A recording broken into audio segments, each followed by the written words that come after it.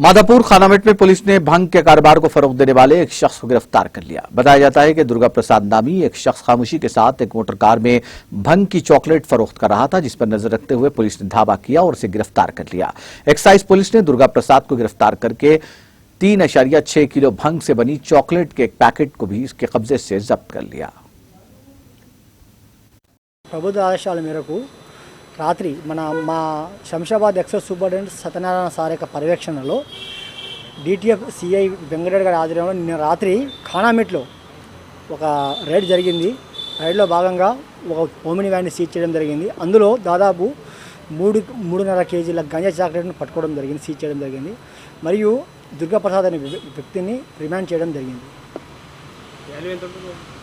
Value వచ్చేసి ఉంటుందన్న ఒక 5,000 దాకా ఉంటుంది. नाज़रीन, हमारे टीटीवी न्यूज़ को सब्सक्राइब करें, बेल आइकॉन को प्रेस करें, शेयर करें और लाइक करना ना भूलें। और किसी भी एडवर्टाइजमेंट के लिए हमारे इस नंबर पर कांटेक्ट करें। हमारा नंबर है 9550102020 पर।